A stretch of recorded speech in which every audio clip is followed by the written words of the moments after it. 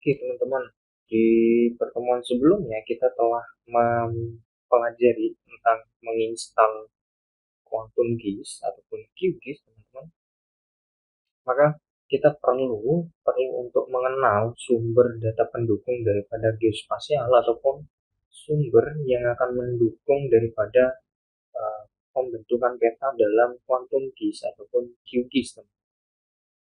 Nah, adapun beberapa file utama yang kita butuhkan untuk membangun suatu peta ataupun shapefile pada Quantum GIS itu adalah .shp, .shx, .dbf, di mana .shp ini, teman-teman, .shp ini adalah kita butuhkan untuk membentuk geometri fiturnya. Kemudian .ehx ini adalah untuk membentuk indeks geometri fitur. Kemudian .dbf ini adalah informasi atribut. Nah, dari ketiganya ini yang akan membentuk shapefile. Adapun data-data pendukungnya itu ada juga beberapa file opsional ya, opsional yang akan mendukung terbentuknya shape ataupun layout daripada peta dalam QGIS ataupun geospasial. Itu ada PRJ, DX, SBN. Kemudian SBN ini nanti akan berpasangan dengan SBX, kemudian shp.xml, kemudian .jpg, di mana PRJ ini adalah bentuknya adalah format teks ya, ataupun informasi proyeksi. PRJ ini biasanya adalah project, maksudnya .project ya, untuk membuatkan proyeksi daripada data-data pendukung yang ada di shapefile ataupun tekstur, kontur, dan lain-lain. Kemudian .idx, .idx ini adalah file pengindeks tidak hanya AutoCAD ya, tetapi IDX ini ya, kalau kita pakai AutoCAD biasanya ada file tambahan IDX. Kemudian kita menggunakan peta map Esri pun, ya Esri ya, muka bumi Indonesia, kita membutuhkan .idx juga untuk indeks penambahnya. Kemudian .sbn dan SBX itu adalah indeks spasialnya, data-data spasial yang terindeks ataupun dijadikan satu dalam .sbn. Kemudian shp.xml ini adalah metadata geospasial dalam format XML. XML ini apa? XML ini adalah yang membantu menjembatani dari bahasa pemrograman mesin ke bahasa pemrograman antar. Kemudian .jpg ini adalah halaman yang kita bisa membuild-up kode-kode. Oke, adapun saya memberikan contoh ya di peta Bantul.shp Bantul. Ini di SHP Bantul ini sudah saya ambilkan dan carikan teman-teman bahwa ini ada yang .jpg, .dbf, prj, sbn, sbx, shp. File intinya sebenarnya ya yang shp ini ya, file intinya. Intinya ini SHP, kemudian SHX. Ini adalah file-file intinya di mana JPG, DPF, PRJ, dan lain-lain itu adalah pendukungnya untuk memuat data-data pendukung daripada peta tersebut. Entah itu data jalan, data administrasi, data-data angka, dan lain-lain. Integer salah satunya bisa juga. Oke, kita next.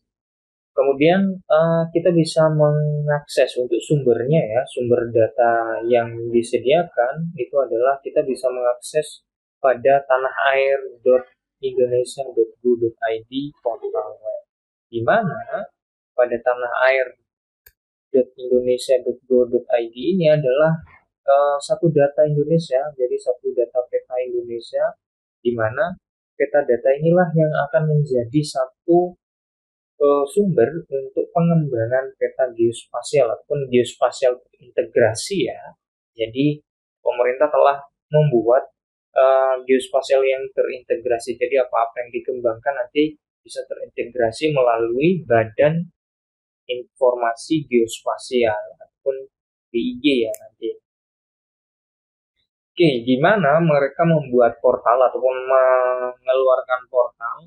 Portal ini kita bisa melihat peta garis pantai kalau kita butuh, ataupun pengembangan garis pantai itu kita bisa melihat peta garis pantai, kemudian peta batas wilayah, kemudian ketersediaan data uh, data dasar. Ini data dasar ya, peta indeks ketersediaan data dasar. Ini untuk peta yang dasar basic. Nah, kemudian yang sebelah ini sama juga untuk mengunduhnya ya, untuk data dasar. Kemudian di uh, yang portal mereka kembangkan ini dari BIG ini, Badan Informasi Geospasial, mengembangkan tanah air Indonesia tadi, dia mengembangkan juga peta data stunting, teman-teman. Jadi di sini sumber dan pengembangannya, contoh pengembangannya ada di sini. Ini adalah sumber-sumber yang bisa kita lihat, data-data yang bisa kita unduh juga.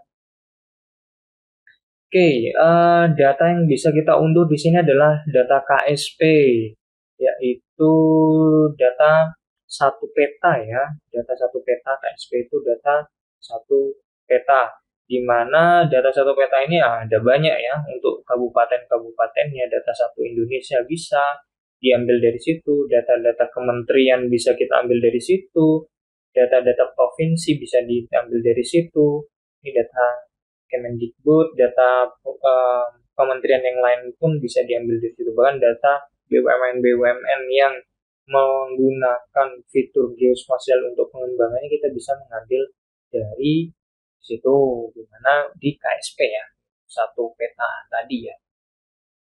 Oke, ini setelah KSP ada yang namanya data Batnas. Data Batnas ini adalah data yang merupakan batas nasional ya, data batas nasional dalam bentuk perairan, saat dari laut sampai laut terdalam.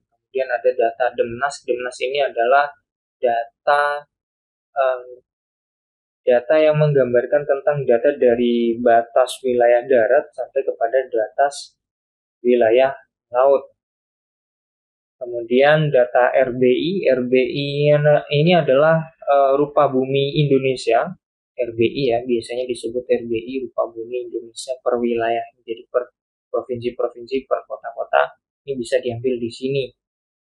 Kemudian ada data batas wilayah tadi. Teman-teman, kalau tadi data batas wilayah perairannya, yang di bawah ini ada data batas wilayah permukaannya, ataupun data batas wilayah per wilayahnya. Per wilayah itu maksudnya provinsi, kota, dan lain-lain. Nanti akan ada garis-garis untuk pembatasnya. Seperti itu ya. Kemudian data RBI cetak. Ini data cetaknya ada yang 25 K, kemudian 50 K sampai 250 K disediakan sampai yang terbesar ya. K itu adalah kita nonton TV itu kan ada 4K, ada 2K. Nah, ini yang disediakan itu karena peta itu besar, jadi yang paling kecil itu adalah 25K, kemudian 50K sama 200 sampai kepada 250K. Ini data RBI ya, rupa bumi Indonesia. Kemudian mereka juga dari pemerintah, dari melalui Badan Informasi Geospasialnya menyediakan panduan-panduannya sih sebenarnya ya, untuk melakukan registrasi, pengunduhan data, dan lain-lain. Nah, data salah satu yang saya ambil yaitu data Bantul ini, Kabupaten Bantul saya ambil dari situ. Oke, untuk Badan Informasi Geospasialnya, ini adalah salah satu portalnya, ini adalah pusat pengembangan daripada Badan Informasi Geospasialnya. Jadi dari data-data ini nanti kita akan praktikum pakai data ini, data Bantul ini teman-teman, data SHP Bantul ini ataupun data set file daripada Bantul ini. Nanti kita akan membukanya kepada QGIS di praktikum ya, menggunakan QGIS. Kemudian nanti kita coba kulik-kulik bagaimana cara membuka filenya, membuka open map-nya, open set file, kemudian mengedit, layouting layer, dan lain-lain. Oke, itu mungkin teman-teman untuk pengantar pengenalan file pendukung quantum GIS ataupun geospasial ya. Oke, sampai ketemu di video selanjutnya di praktikum ya, kita praktikum.